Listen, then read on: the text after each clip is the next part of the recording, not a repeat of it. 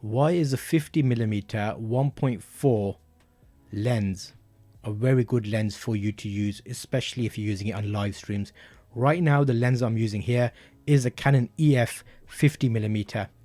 And you can see on Amazon they are available and they're actually a decent price. They're not the latest and greatest lenses, but having had both the 50mm 1.8, which is a nifty 50, and the 1.4, I was more happy with the 1.4 because it feels more quality. It's a bit heavier. It's got additional options on there for that slight difference of 1.8 to 1.4, which actually makes a big difference to me. Because right now you'll see my background's nice and blurry. Some people think I've got a green screen there, but it's not. It's actually a real background, and it throws that out very nicely. Right now I'm recording at 720p. So that gives you an idea that I'm not even recording at 1080p. So in terms of lenses and looking at different options, you want the best lens for your need. If that means you're looking at a prime lens, that is important. So let me let you know what I mean by prime lens. So this lens that I've got here is another lens that I'll talk about, but this is a 24 to 70mm. Let me zoom you in on this and show you that. So you can see there it says 24 to 70mm. If you're totally new to lenses, don't let the numbers confuse you or worry you. What they mean by that is the lower number is normally how wide you can see when you look through the camera, and the larger number tends to be how much how much distance you can cover with it. So for example, if this is a 50mm lens, what would a slightly wider number look like? A lower number, 24mm for example, it'll be wider, but how much wider? Well, we can see that because I have a secondary camera set up which is on a wide setup. So if I go over there, you'll see what I mean by that. So let's go over there and show you this.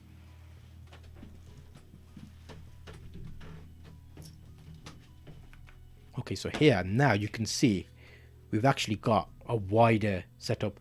When I say wide, what do I mean by that? Well, all it means is you can see more in this shot. So you can see all the way from here to here. So 24mm shows you more, whereas if we were to zoom in, it'll show us less. So we get closer, but it's all mechanical focusing, not digital focusing. So when we're changing the camera, let me show you a close-up of this. Oops. So with this, you can see the camera extends. Hopefully you see it down here, like that. So that is a mechanical focusing system. Because it's mechanical, what that means is you're not going to lose any image quality.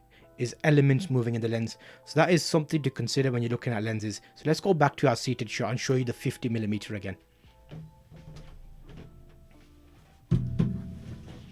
Okay, so now I'm back at my desk and you can see the 50mm.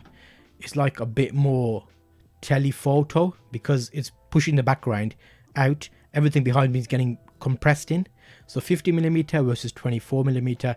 Why would a wide lens be better than a focused in lens? I'm saying focused, I mean zoomed in.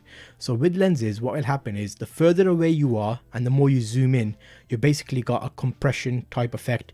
Your background gets pulled forward. You're going to be more sharp if you're using the right aperture. Aperture refers to the f number, like the 1.4 we talked about. And then with that, you can actually throw the background out. In the opposite scale of things, if it was a wide option, think of web cameras that are really up in your face. It basically pushes you out and you look a bit like kind of that. So it's not a natural view. They say the 50mm is the most equivalent one to what our eyes would tend to see in terms of getting a real life view. So that's why 50mm are a good option for many people as a starter lens, because it gives you a view that you would normally see and it doesn't look too distorted, not too fake, not too further away. So I tend to use that a lot when I'm doing my sitting down desk shots.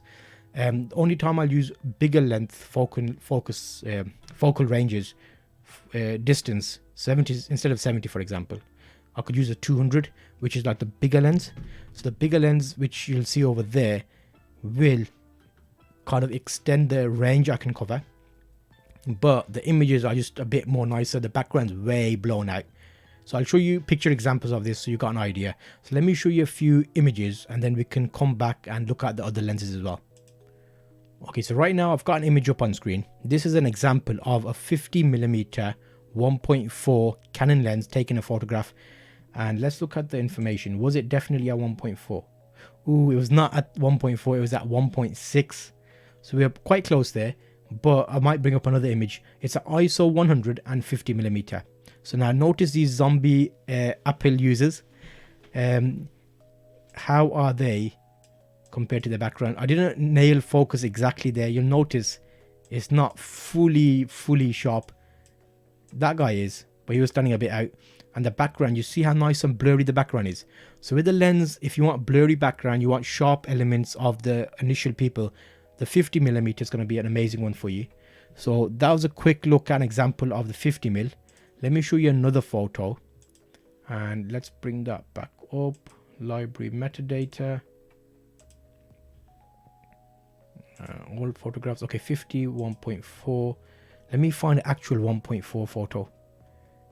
We might have a few here that I can show you. Oh, there's a guy dancing that I took a photo of. Is he? I think that was at 1.4. Yeah, okay. So I'll show you a proper 1.4 photograph right now. So if I go back to my screen. So now if you look at this photo, you see he's kind of there. And you'll see everything in the background is all blown out. So it's like as if it's like fake, it looks almost. But that is a raw photo, ISO 160, 50mm at 1.4. So that gives you an idea of how you can isolate people out with lenses, especially using your aperture. So I'll show you a few more quick examples of this so it gives you an idea. Okay, so here's another photo example. Now this one is the same lens, it's a 50mm lens. But what we've done is we've not used 1.4, we've used 5.6 aperture. So what that means is you'll see how he's fully sharp. She's looking away, she's not looking at the lens, but look at the background, it's not as blurry. I don't like the tent behind me, but at the time it was there, so we had to work around that. Let me show you another photo of this in full length. I've got that as well. So again, we're currently looking at the 50mm example photos. Let me go back here and bring the second photo in this range. Let's go all photographs. I did one of them standing up dancing. Okay, 1.6. This is better. Watch this bad boy. So now you'll notice the lens has a massive impact on what you do. So look at the background. Let me zoom you in a bit. See that nice blur? Like it's kind of like almost thrown out, and that was behind them. It's compressed it. They're having a bit of a dance. It's a Joker and Princess Fiona, maybe? Let me know in the comments who are these meant to be portraying. This is an older photograph. It's from a few years ago. One ISO 100, 50mm, 1.6. So you'll notice now I haven't even gone down to 1.4, which this lens that I'm featuring right now in the carousel can do. It's just what you'll find is if the lens is 1.4, you might not use 1.4 every time, because if someone's quite close, you won't be able to focus from their eye to their nose, which is why the 1.2 I found was very selective where I could use it, which is another 50mm from Canon. Let's go back to screen again. Overall, the lens is a very sharp quality lens. You can see there, that's like an image that gives you an idea of the color rendition, how it looks. So yeah, that's a quick look at the 50. I'll bring a few more examples up now. So when looking at this one here, you can see it's got a good option there. This was taken at 1.4, and you'll notice how it's sharp and blurry. It's not the excellent, not the best photo. The best ones have been printed on magazines and things, so I can only show you the ones that we didn't use, copyright and all that. So they are my images. So that's another example of that. We'll look at another lens and show you a few.